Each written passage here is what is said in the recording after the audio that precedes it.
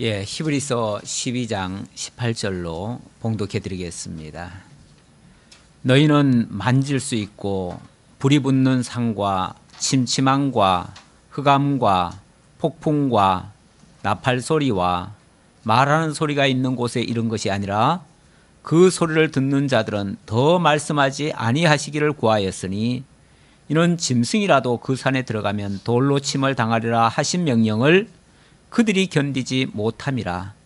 그 보이는 바가 이렇듯 무섭기로 모세도 이르되 내가 심히 두렵고 떨린다 하였느니라. 아멘. 우선 21절까지 봉독해 드렸습니다. 우리가 히브리서를 지금 배우고 있는데요. 갑자기 히브리서와는 상관없는 듯한 그런 말씀이 나왔죠. 갑자기 만질 수 없는 그런 곳에 이르렀는데 매우 무서웠다. 짐승도 심지어는 무서웠고요. 모세조차도 내가 심히 두렵고 떨린다 이렇게 말했다는 거죠. 한마디로 무서웠다는 거죠. 지금 무슨 장면입니까? 모세가 시내산에서 하나님의 부르심을 받아서 산 위에 올라가서 하나님의 말씀 받을 때의 장면입니다. 그때 너무 무서운 그런 장면이 연출되었죠. 하나님은 모세를 40일간 금식하게 하고 그리고 산 위에 불러가지고 하나님께서 친히 쓰신 두 돌판을 내려주시는데 그때 얼마나 무서웠는지 그 밑에 사람들은요 두려워 벌벌 떨었어요. 감히 그쪽을 향해서 쳐다도 못 봤어요. 심지어 모세마저도 그렇게 두려웠다는 거죠. 그곳에서 주신 것이 하나님의 말씀입니다. 하나님의 말씀이 얼마나 위험 있고 엄숙하고 대단한지를 한마디로 보여주는 그런 장면입니다. 이러한 하나님의 말씀 앞에 거역하거나 대적하거나 거스리거나 만약에 한다면 어떻게 되겠어요? 이렇게 무서운 하나님의 말씀 앞에 우리가 만약에 그 말씀을 무시하거나 그걸 완전히 배제시켜버리고 내 인생 내 마음대로 살 거야 하고 만약에 산다면 그로 말미암아 나타나게 될 하나님의 영광, 그 무서운 하나님의 어미하심, 그것이 어떻게 되겠느냐 그 말이죠. 오늘 갑자기 무거운 말씀 같죠. 어찌 보면 이제 히브리서는 거의 마지막을 향해서 달려오고 있습니다. 이제 한 장 불과 남았는데요. 어찌 보면 지금까지 은혜 복음으로 말미암아 하나님의 그 엄청난 약속에 참여하는 그러한 성도들의 모습을 소개했습니다. 하나님의 은혜에 참여한 성도들이 어떻게 복음적 신앙을 가지고 살아갈 것인가 이런 내용을 믿음의 선진들의 예를 소개하면서 우리들에게도 믿음의 본으로 제시했습니다. 그리고 우리의 갈 길을 이제 열어주셨습니다. 그런데 그런 와중에 갑자기 이 말씀이 나타났습니다. 그 직전에 이런 표현이 있었죠. 하나님께서 자기의 사랑하는 자들에게 징계를 주신다 이런 말씀도 있었고요. 그런 징계가 혹시 있다 할지라도 그것은 하나님께서 우리를 합력하여 선을 이루시는 하나님의 특별한 섭리니까 그걸 무서워하지 말아라. 그리고 기쁨으로 받아들여라. 그리고 우리로 하여금 14절에 보니까 모든 사람과 더불어 화평함과 거룩함을 쫓으라 그랬습니다. 우리로 하여금 하나님의 사람답게 성숙하고 자라게 하시려고 하나님께서 그런 섭리를 하신다. 그래서 하나님의 뜻대로 이르게 하고 하나님의 은혜에 이르게 하고 하나님의 나라에 참여하게 하고 주를 배울 수 있도록 그런 합당한 우리 자격자가 돼야 되지 않겠느냐 이제 이런 권면이었어요. 그래 놓고 한 가지 누굽니까? 에서를 예를 들었었죠. 에서. 에서는 음행하는 자와 한 그릇 음식을 위하여 장자의 명분을 판 사람이었다. 그 장자의 명분을 소홀히 여기고 그것을 내다버린 그런 사람이 당한 그 결과가 어떻게 됐느냐. 나중에 하나님의 은혜에 이루고자 했지만 눈물을 흘리면서 그렇게 간구했지만 얻지 못했다. 그러면 어떻게 할 것이냐. 우리가 하나님의 은혜에 다 이르러야 되는데, 하나님의 은혜 가운데 참여해야 되는데 어떻게 될 것인가. 그러면서 오늘 이 말씀을 주고 있습니다. 우리에게 어쩌면 우리의 삶도 단 한 번입니다. 그렇죠? 우리가 이 세상에 태어난 거 2번 못 태어납니다. 딱 한 번 태어났고, 하나님께서 이 세상을 살면서 하나님을 만나게 하고 하나님의 사람으로 자라게 하고, 이 다음에 하나님의 나라에서 하나님의 아들의 자격으로 이제 함께 살 그런 자격자를 하나님께서 만들어 가시는데, 거기에 많은 기회가 있는 것이 아니고 어쩌면 한 번의 기회를 하나님께서 주시고 우리로 하여금 그 은혜 속에 참여하기를 바라는 겁니다. 바라는데, 우리가 그 하나님을 제대로 알지 못한다든지 하나님의 말씀을 잘 이해하지 못한다면 하나님의 말씀을 그냥 흘려버릴 수도 있고요. 마치 에서처럼 그 장자의 명분을 가치없이 여겨버려서 내팽개쳐버리고, 그것도 한 그릇 음식 때문에, 다시 말하면 먹거리 얻겠다고 그 소중한 진정한 가치를 내다버리는 이런 망령된 행실이 있을 수도 있다는 거죠. 그렇게 된다면 우리에게 주어진 그 기회를 우리는 그냥 버리는 결과가 되는 거죠. 그러니까 어떻게 해야 돼요? 좀 더 심각하게 이런 현실을 받아들이고요. 그리고 우리에게 주어진 이 단 한 번의 어쩌면 기회를 헛되이 낭비하지 말아야지요. 그것을 믿음으로 다듬고 하나님의 은혜에 이르는 데까지 우리가 힘차게 나아가야 되는데, 거기에 만약에 장애물이 있다면 그 장애물을 우리가 제거해 가면서 하나님 앞에서의 삶으로 우리의 삶 전체를 바꾸어 가야 되는 거죠. 이런 권면을 하는 말씀이면서 오늘 18절의 말씀은, 자, 그런 하나님께서 우리에게 다가오셨습니다. 무엇으로 다가오셨습니까? 말씀으로 다가오셨어요. 그리고 예수 그리스도를 통해서 우리들에게 나타나셨어요. 당신의 모든 것을 보여주셨어요.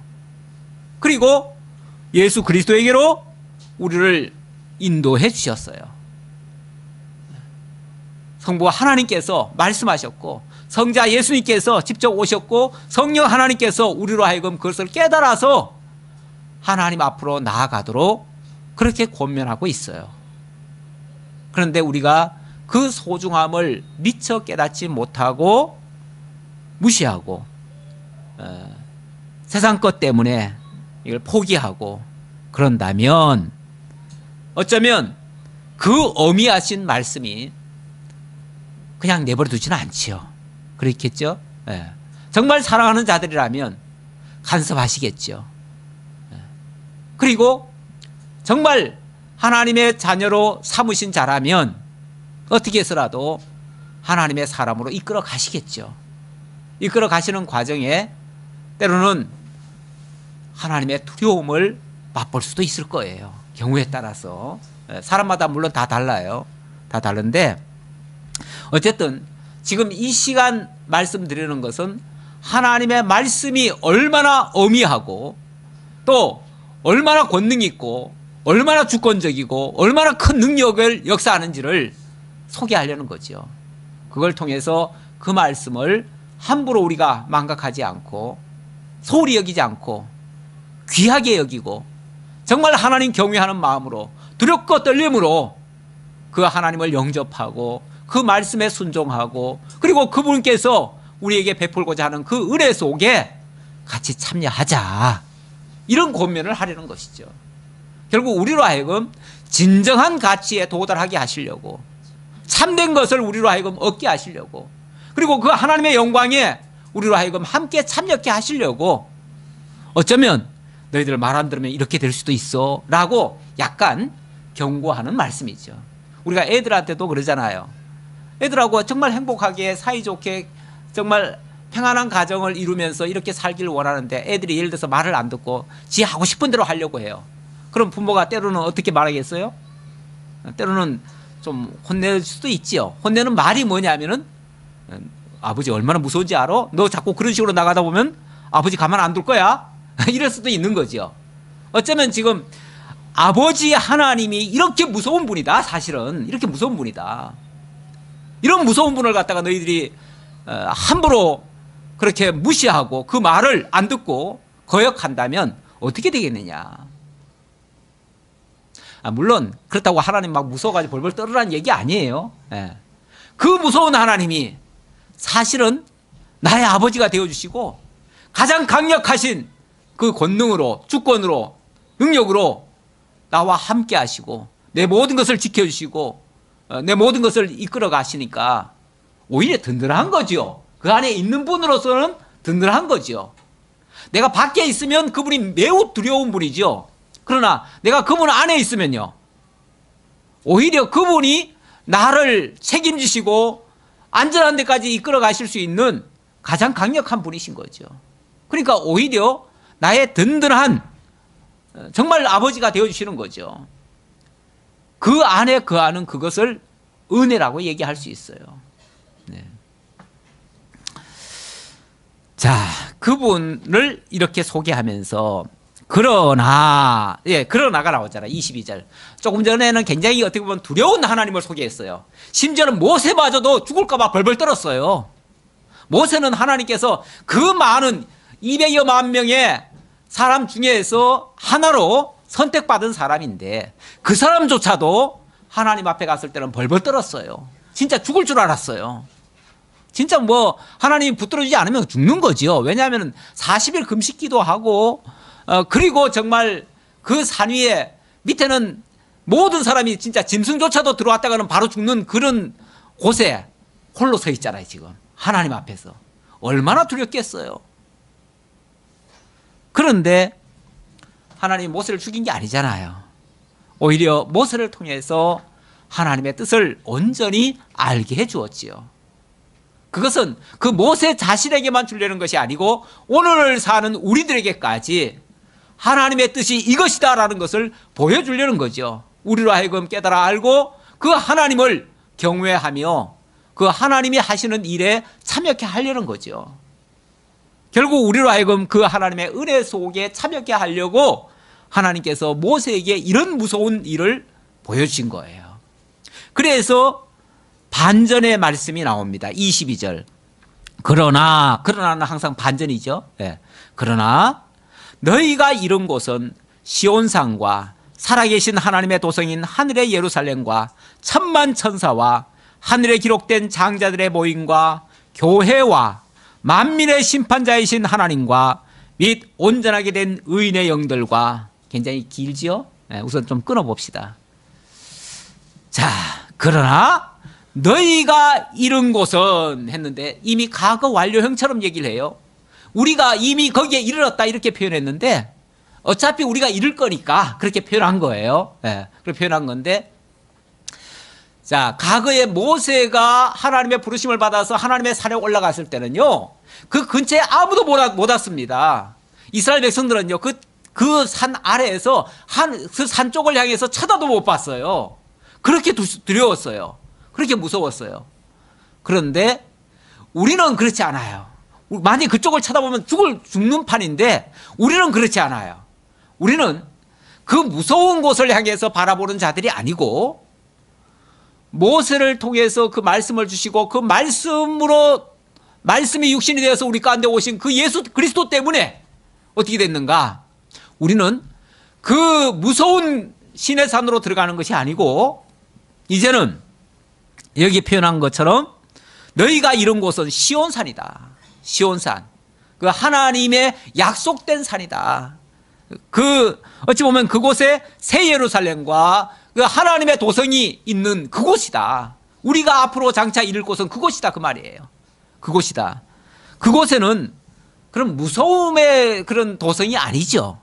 그것은 정말 우리가 형용할 수 없는 그런 희락의 도성이고 그 아름다운 도성이고 그런 곳이죠. 그건 뭐 우리가 너무 광범위해서 다 제가 설명을 할 수가 없어요. 하나님의 그 도성의 모습은요. 물론 요한계시록 22장에 가면 그런 내용들이 좀 나오긴 하지만 그것도 뭐 갖고 해가지고 이 땅에서 가장 좋은 것과 유사하다 그런 차원이지. 왜냐하면 이 땅의 것으로는 설명할 길이 없으니까 이 땅에서 가장 좋은 것으로 빗대서 그렇게 좋다 했지 실제로는 그보다 훨씬 더 나은 거죠. 뭐 이 땅의 거하고는 비교할 수 없는 것들이죠 사실은. 자, 그렇다고 치고 우리가 장차 이룰 곳은 그곳이다 그 말이에요. 여기는 이미 과거 완료를 했지만 우리로서는 시간에 지금 묶여있는 사람들이다 보니까 우리가 이 다음에 하나님 앞에 가면 그때는 시간을 초월해버려요. 그래서 그때는 이미 이룬 거예요. 하지만 아직은 우리가 이 시간 속에 있다 보니까 시간 제약상 아직은 이르지 못한 곳이에요. 그런데 자, 그것을 봅시다. 이런 곳은 시온산과 살아계신 하나님의 도성인 하늘의 예루살렘과 천만 천사와 그곳에는 바로 이런 사람들이 있는 곳이에요. 이런 영물들이 있는 곳이에요. 천만 천사가 있고요. 하늘에 기록된 장자들의 보임과 교회와 만민의 심판자이신 하나님과 거기에 우리도 교회라는 이름으로 함께 참여하는 거예요.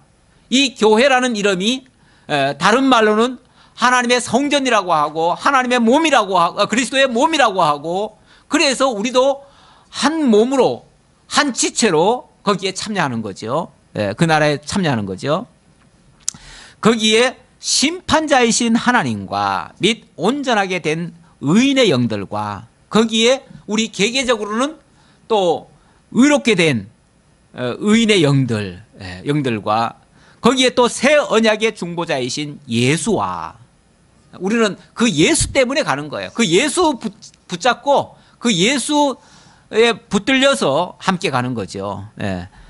새 언약의 중보자이신 예수와 및 아벨의 피보다 더 나은 것을 말하는 뿌린 피니라. 뿌린 피라고 하는 것은 죄 씻음의 피예요. 다시 말하면 우리가 원래는 그곳에 참여할 만한 자격이 없어요. 없는데 아벨의 피보다 더 거룩한 예수 그리스도의 피로 뿌림을 받아서 우리가 더 이상 죄인이다 라는 칭호를 안 받고 오히려 의롭다라는 칭호로 그분 앞에 갈 수 있는 그런 자격자들이 되었다 그 말이에요. 그러니까 서두에는 굉장히 무서운 말씀을 하셨지만은 결국 그 무서운 말씀을 하신 이유는 뭐겠어요? 우리가 이렇게 참여할 자들로서 그 무서운 하나님의 말씀을 함부로 무시하거나 배격하거나 대적하거나 이래서는 되지 않지 않느냐 그 얘기하려고 지금 이 말을 하는 거죠. 결국 그 무서운 말씀은 우리로 하여금 더욱 은혜 속으로 이끌어주시는 은혜 속으로 밀어넣는 그런 말씀이 되는 거죠.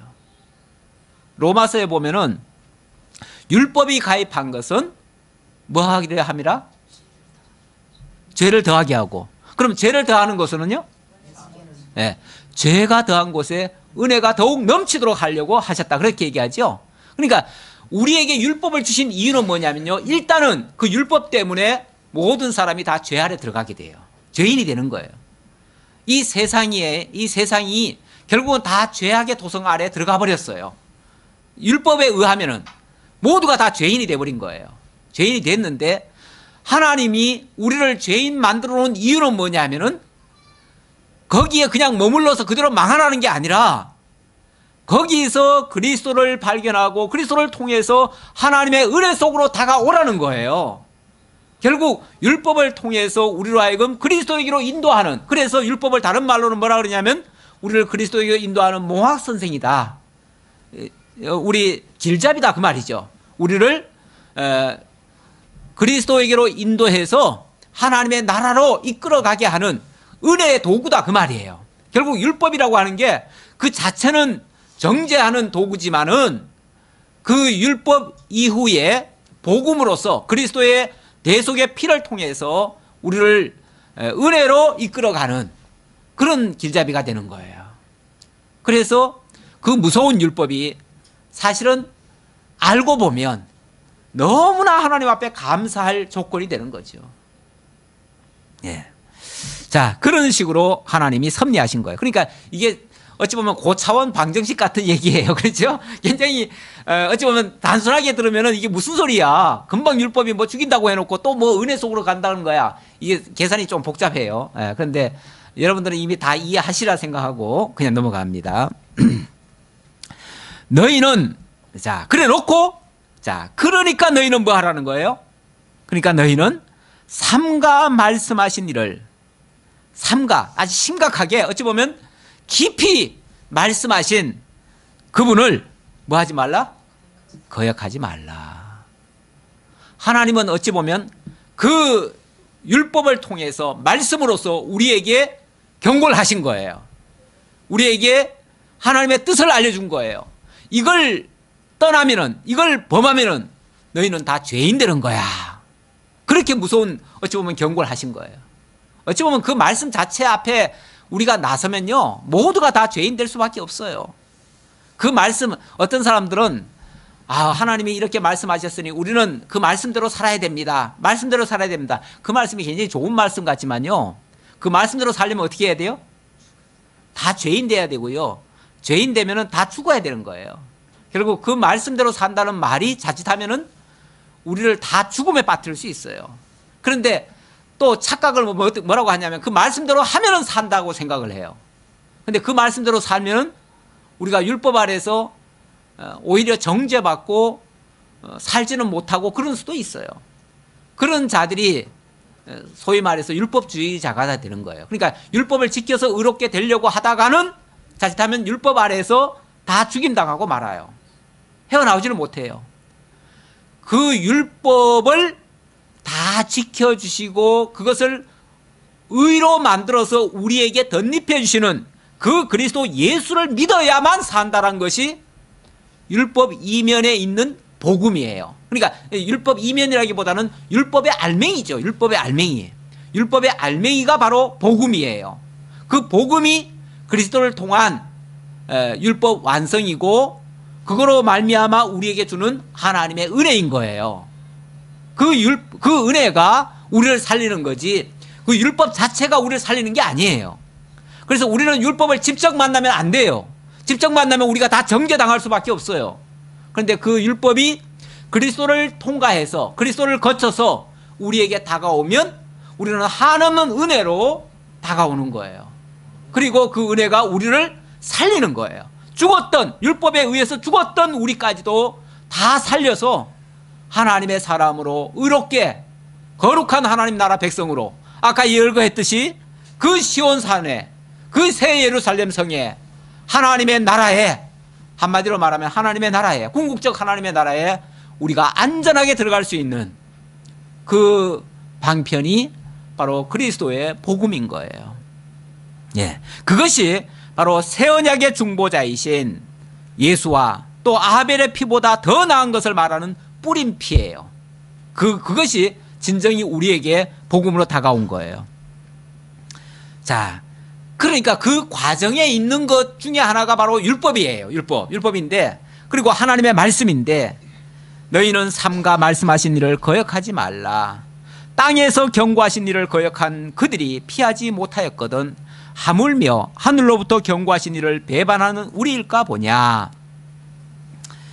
자, 삼가 말씀하시. 삼가 그러면은 굉장히 심각하게 받아들이는 거예요. 삼가할 때. 예. 그러니까 우리가 굉장히 신중하게 엄격하게 말씀하신 그분을 거역하지 말아라. 하나님의 말씀을 거역하지 말아라. 그걸 너무 가볍게 여기지 말아라. 그 얘기죠. 그러면서 땅에서 경고하신 일을 거역한 그들이 피하지 못하였거든. 바로 땅에서 주신 말씀이라는 것이 바로 시내산에서 주신 말씀을 얘기하는 거예요. 시내산에서 주신 그 율법을 범한 자들도 다 뭐가 됐죠? 한결같이 다 정죄받고 멸망을 당해버렸어요. 하물며 하늘로부터 경고하신 일을 배반하는 우리일까 보냐.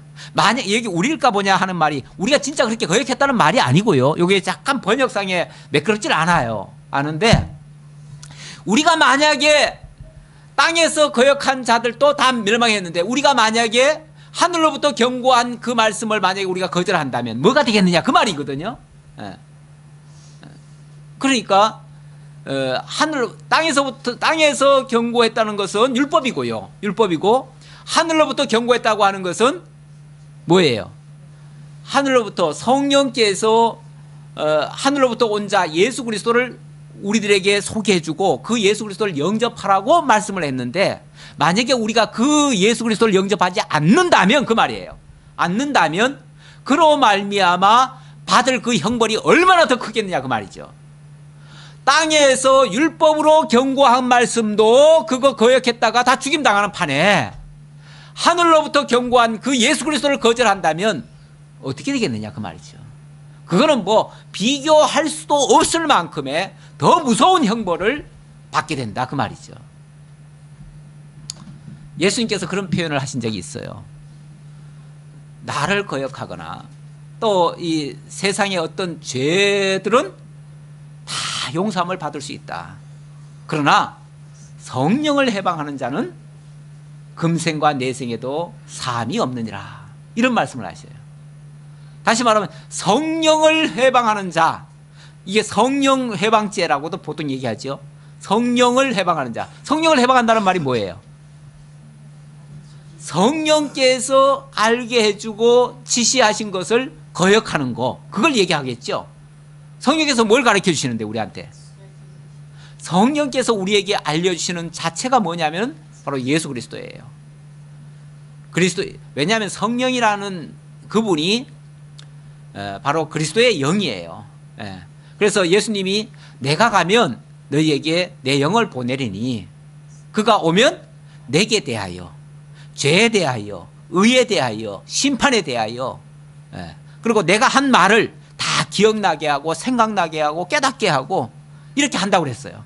다시 말하면 그 성령이 우리들에게 다가오셔서, 그러니까 지금은 사실 성령께서 직접 우리에게 다가오셔서 우리에게 가르쳐 주시는 어떤 면에서 성령 시대라고 말할 수 있어요. 물론 성령 시대가 따로 있는 건 아니에요. 창세 때부터 성령은 함께 계셨고 지금도 계시니까 마찬가지죠. 그러나 특히 이제 예수 이후에 시대적으로 봤을 때 오순절 성령 이렇게 얘기하죠. 그러니까 오순절 성령, 오순절에 약속된 성령 그 말이죠. 그 약속된 성령이 그때 오셔서 지금도 떠나가지 아니하시고 우리 곁에 함께 계시며 세상 끝날까지 너희와 함께 하겠다. 예수님께서 그렇게 약속했거든요. 내가 가면 아주 가는 것이 아니고 내가 내 영을 보내서 오순절 날에 보낼 건데 보내면은 그 영이 너희와 세상 끝날까지 함께 할 것이다. 그가 너희에게 이것 모든 것들을 일깨워주고 알게 해줄 것이다. 그러면은 그 성령이 가르쳐 준 것을 거역하지 말아라. 그 말이거든요. 그 말인데 성령이 우리에게 알게 해준 게 뭡니까? 바로 예수가 그리스도라는 사실이에요. 예수가 하나님의 아들이라는 사실이고 예수가 독생자로 우리 죄를 위해서 십자가에 죽으시고 우리를 구속해 주시는 구원자이심을 알게 해준 거예요. 그래서 우리로 하여금 예수를 믿게 한 거예요. 그래서 이제는 예수 외에 다른 구원자가 없어요. 오직 예수만이 우리를 영원토록 우리의 죄를 다 사해주고 의롭게 해서 하나님의 나라 백성이 되도록 만들어주시는 분이에요. 그걸 거역하지 말라 그 말이에요. 그걸 거역하지 말라. 우리 기왕 얘기가 나왔으니까 이 죄라고 하는 거 제가 화장실 갔더니 거기 뭐예요? 칼럼이 하나 있잖아요. 혹시 보신 분들은 보셨을 거예요. 그 칼럼에 보면은 주의 깊게 보신 분들은 다 보셨을 거예요. 거기 죄들이 나오죠. 무엇이 죄인가? 그 죄에 대한 정의가 나오는데 물론 그건 제가 쓴 건 아닙니다. 제가 죄에 대한 정의는 하나님의 선과 악, 하나님의 기준이 선인데요. 선과 악인데요. 그런데 하나님이 싫어하시는 것을 우리가 좋아하고 하나님이 좋아하시는 것을 우리가 싫어하는 그 상태가 바로 죄다. 그리고 거기서 나오는 발생되어서 나오는 것이 뭐예요? 범죄가 된다. 이렇게 말씀드렸죠. 그렇게 말씀드렸는데 이것을 이제 우리가 가르치기 위해서 학문적으로 이걸 구분을 해 놓습니다. 어떻게 구분해 놓냐면은 그 구분해 놓은 게 거기에 칼럼에 4개가 나와 있어요. 예. 이 죄자를 보시면은 제가 한번 잠깐 써놔 볼까요? 이게 뭐죠? 넉사자죠? 넉사자고 이게 아닐 빗자입니다. 예. 이게 4개라는 뜻이고요. 이게 아니다. 4개가 아니다 라는 것이 죄라는 거예요.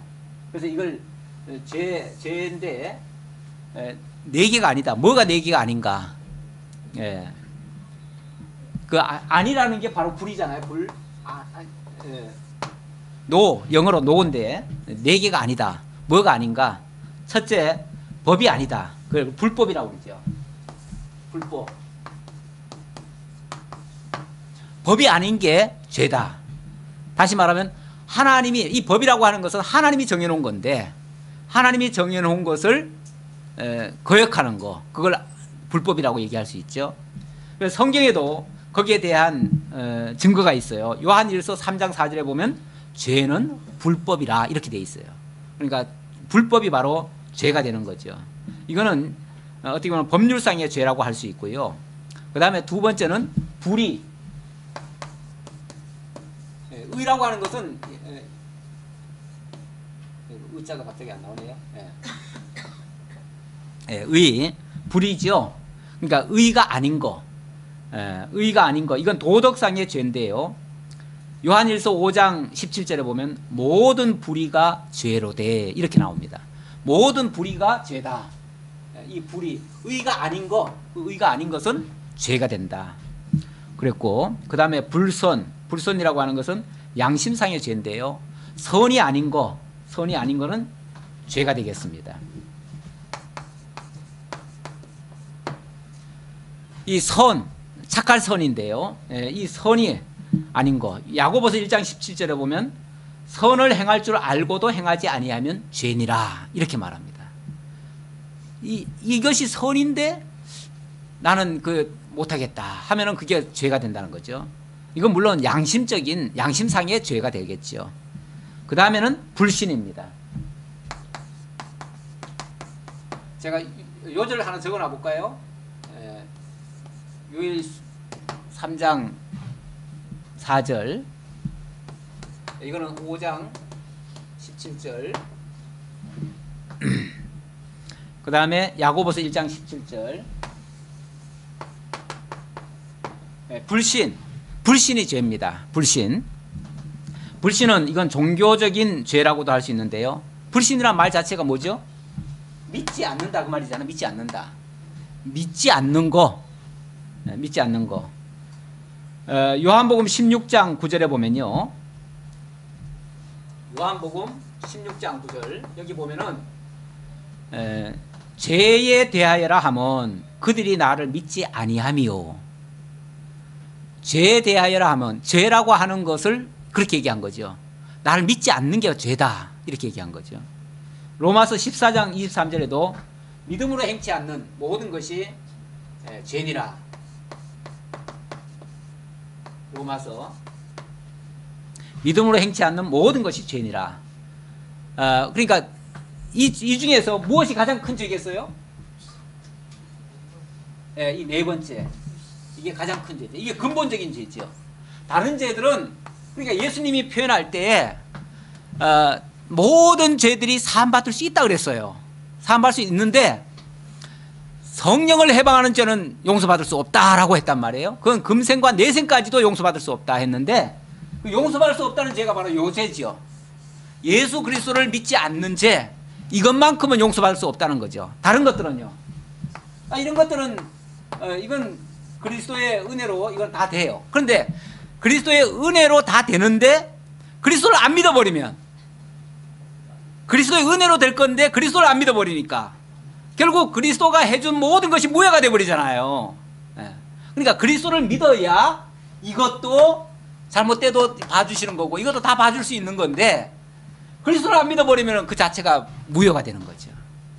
그래서 다른 죄들은요 다 어떻게 보면은 용서해 줄 수 있는 죄예요. 봐줄 수 있는 거예요. 그렇게 큰 죄가 아니에요. 설령 도덕적으로 양심적으로 뭐 악한 일을 많이 했어도 욕은 할 수 있어요. 아, 저런 나쁜 놈이네. 그럴 수는 있는데 그것 때문에 지옥 가는 건 아니에요. 그런데 예수를 안 믿어버리면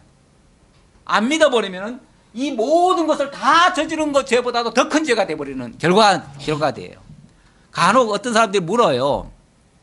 기독교는 참 웃긴다. 아니 착하게 살라고는 얘기 안 하고 예수 안 믿는다고 지옥을 보내냐? 어느 스님이 그 얘기를 했어요. 어느 스님이 그 얘기를 하더라고요. 참 기독교인들은 웃긴다고. 아니 자기 안 믿는다고 지옥을 보내냐고. 그게 무슨 사랑의 하나님이냐고 이렇게 표현을 하더라고요. 예. 그런데 단순히 나를 안 믿으니까 내가 너 미워서 내가 버리겠다 그 소리가 아니고요. 다른 그거 말고도 자기를 안 믿는 죄 말고도 죄가 엄청나게 많아요. 많은데 그 죄를 해결해 줄 수 있는 분이 예수밖에 없는데 그 예수를 안 믿으니 뭘로 해결이 되냐 그 말이에요. 그래서 안 되는 거예요. 그래서 나를 안 믿기 때문에 저놈이 나를 안 믿으니까 내가 벌 줘야지 이게 아니고요. 예수님이 무슨 개인 복수하시는 게 아니고 하나님이 복수하시는 게 아니고 근본 해결할 방법이 없는 거예요. 예수를 안 믿으면. 그런데 예수는 유일한 구원자가 되시는 거예요. 유일무이란 말은 유일은 오직 예수 한 분뿐이죠. 다른 건 없다. 무의는 다른 거 없다 그 말이에요. 다른 거 없다. 다른 건 없어요.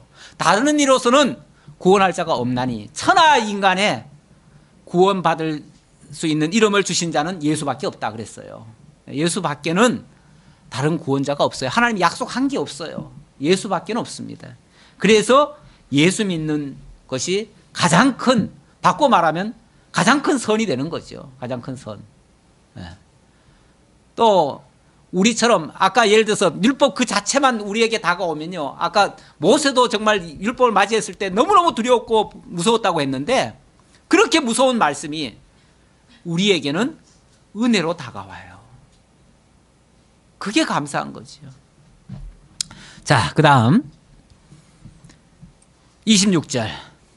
그때는 그 소리가 땅을 진동하였거니와 그때는 그 소리가 이건 이제 시내산에 하나님의 말씀이 들려올 때 그때는 그 소리가 땅을 진동하였거니와 이제는 하는 말도 또 반전의 말씀이에요. 그때는 그랬지만 그때는 굉장히 두렵고 그랬지만은 이제는 약속하여 이르시되 이제는 약속되어 있기를 그 말이에요. 하나님께서 이제는 약속하시기를 내가 또 한 번 땅만 아니라 하늘도 진동하리라 하셨느니라.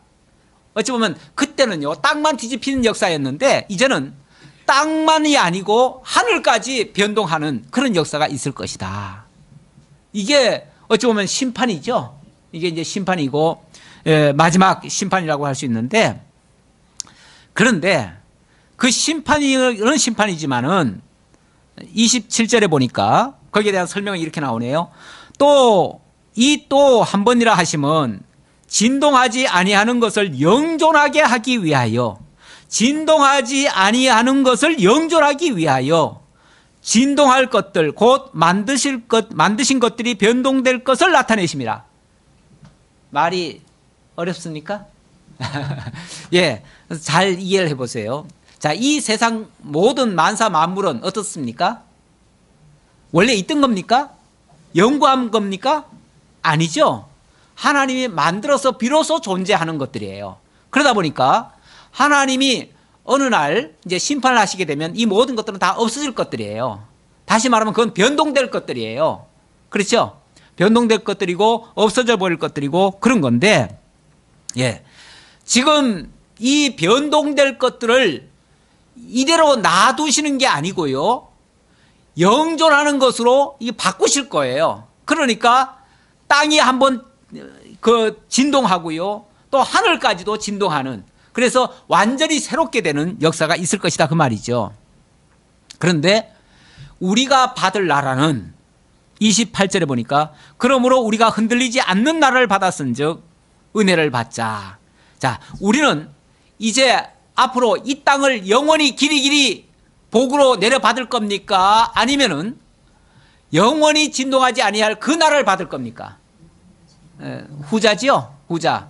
그러니까 전자가 아니고, 이 전자라고 하는 거는 솔직히 말하면은 받아봤자 얼마 안 가서 다 없어져 버릴 것들이에요. 이 진동할 것들이라고 하는 것들은 다 없어져 버릴 것들이라는 뜻이기도 해요.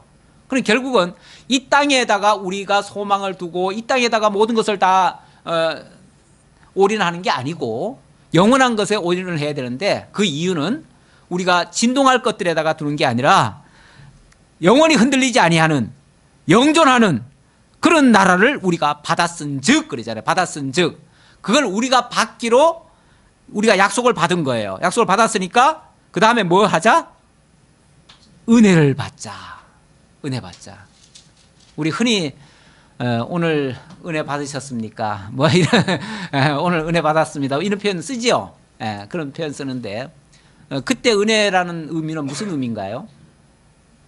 이 은혜에 대한 의미를 생각을 잘 못하시는 것 같아요.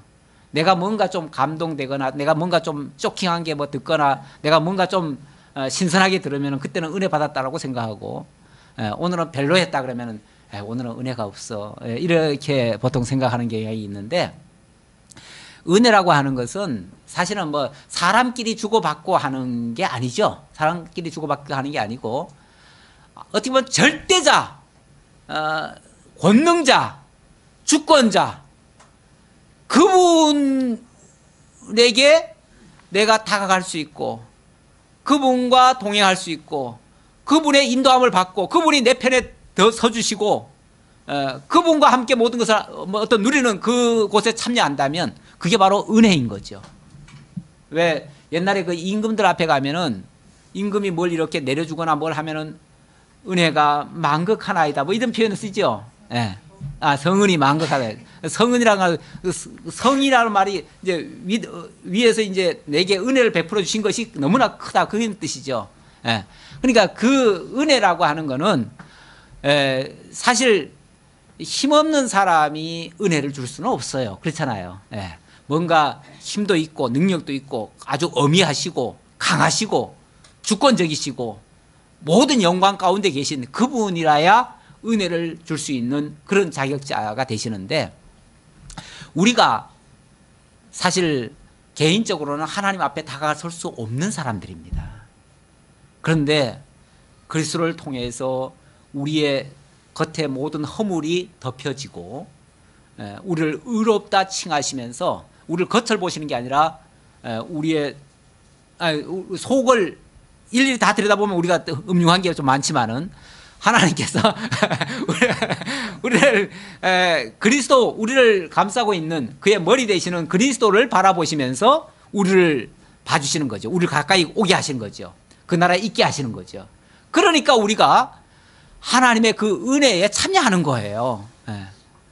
그리고 하나님이 그 베푸시는 거기에 우리가 동참이 되는 거예요. 그리고 그분이 나와 함께 동행해 주시고 내 편이 되어 주시고 나를 이끌어 주시고 이런 것들이 다 은혜가 되는 거죠. 그런데 내게 은혜를 많이 베푸시는 그분이 강하면 좋겠어요? 약해도 괜찮겠어요?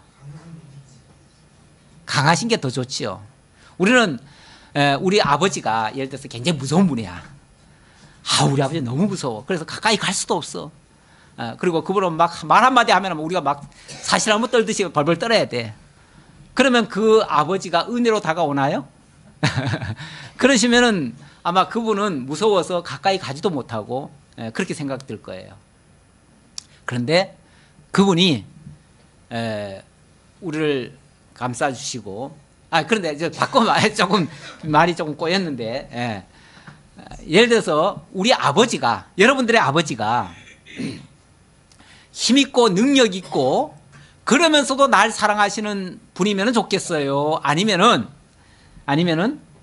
힘도 없고 능력도 없고 아무것도 줄 것도 없고 그러시지만 그래도 날 사랑하신다, 그러면 좋겠어요? 기왕이면 전자가 낫겠죠. 그럼 어찌 보면은 대외적으로는 굉장히 강하신 분이고 굉장히 힘있고 모든 걸 다 하실 수 있고 온 천하 만물을 그냥 다 뒤집을 수도 있고 이런 분이신데, 그분이 나에게는 아들 삼으시고 나를 위해 주시고 내게 모든 것을 다 해주신다. 그분이 진짜 우리 아버지라면 가장 큰 은혜인 거죠. 그렇죠? 그 은혜 속에 우리가 동참되는, 참여하는 것이 얼마나 정말 감사한 일이겠어요. 그러니까 그 아버지, 그 무서운, 그러니까 아버지 그 하나님을 객관적으로만 보면 하나님은 무서운 분이에요. 그렇죠? 아까 굉장히 무섭다고 얘기했잖아요. 그 무서운 분이 사실은 죄에 대해서는 엄청나게 무섭게 행하시지만은 그 죄를 그리스도를 통해서 다 감싸줘 놓고 그리고 우리에게 사랑으로 다가오신다면 그 무서운 하나님이 엄히하지만 너무 감사한 거죠. 그런 분을 향해서 우리가 어떻게 합니까? 그러니까 날 사랑하시니까 내가 막 까불어도 되고 내 마음대로 해도 되고 그래서 다 봐주실 거야. 그래요? 아니죠. 그분을 엄히하게 보는 거죠. 그걸 뭐라고 그러냐면 경외한다 그래요. 경외한다. 경외한다는 표현이요. 시편 2편 11절인가 거기 보면 이런 말씀이 있어요. 2편 11절에 여호와를 경외함으로 섬기고 떨며 즐거워할지어다. 여호와를 경외함으로, 경외한다는 말이 섬기고 떨며 즐거워하는 거. 이 떠온다는 건 무섭다는 거 아니에요. 그렇죠? 섬기면서 떨면서 어찌 보면 한편으로는 굉장히 그분은 두려우신 분이다 라고 생각하면서 그거는 그분을 무서워하고 경계하는 게 아니고요. 그분이 그만큼 능력이 많으신 분이라는 걸 얘기하는 거죠. 인정하는 거죠. 근데 그분이 우리를 다가오래요. 우리 곁으로 오래요. 자기 앞으로 오래요. 그러면 즐겁게 갈 수 있잖아요. 사실은 한편으로는 떨리면서도 즐겁게 가는 거죠. 그리고 그분이 뭘 하게 한다면은 즐겁게 섬기는 거죠. 봉사하는 거죠. 그렇죠? 할 수 있는 거죠. 이런 자세를 뭐라고 그러냐면 경외한다 그래요. 경외한다. 여기 본문에도 그 표현이 나옵니다. 그러므로 우리가 흔들리지 않는 나라를 받았은즉, 흔들리지 않는 나라, 이건 없어지지도 않을 나라고요. 영원히 존재할 그 하나님의 나라, 그 영원한 나라를 우리가 받았은즉, 이 과거 완료형처럼 얘기하죠. 우리 이미 받았어요. 그거 받은 거예요. 우리가 지금 아직 안 갔다고요? 아직 못 봤다고요? 그래도 받은 거예요.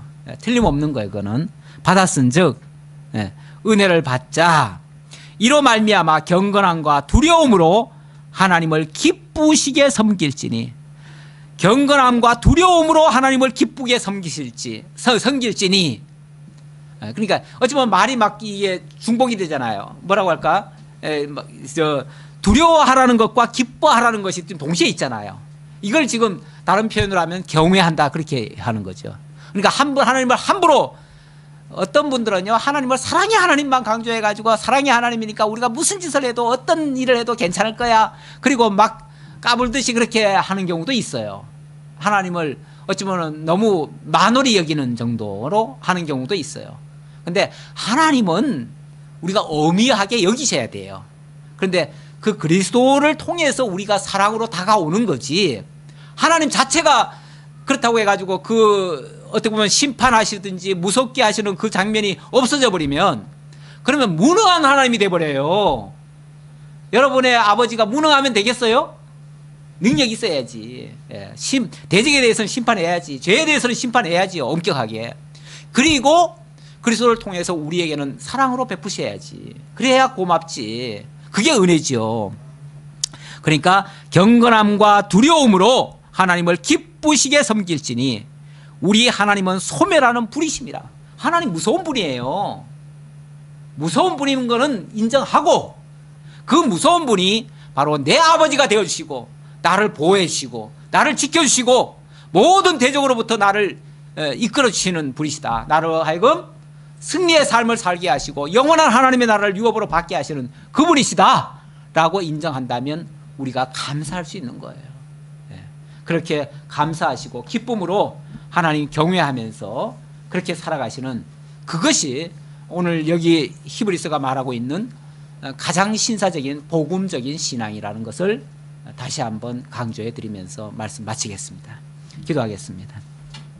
아버지 하나님 감사합니다. 우리 하나님 히브리서 12장을 통해서 하나님이 어떤 분이신가를 다시 한번 알게 해주시고 우리가 그 하나님의 아들이 되어지고 그 하나님이 준비하신 하나님의 나라를 유업으로 받았다는 사실을 깨달았습니다. 아버지 하나님, 그 은혜 속에서 우리가 감사함으로 또 하나님을 경외함으로 두렵고 떨림으로 하나님을 섬기며 하나님을 찬양하며 영광 가운데 살아갈 수 있는, 힘있게 살아갈 수 있는 저희 모두가 되도록 함께해 주옵소서. 감사드리오며 예수님의 이름으로 기도하옵나이다. 아멘.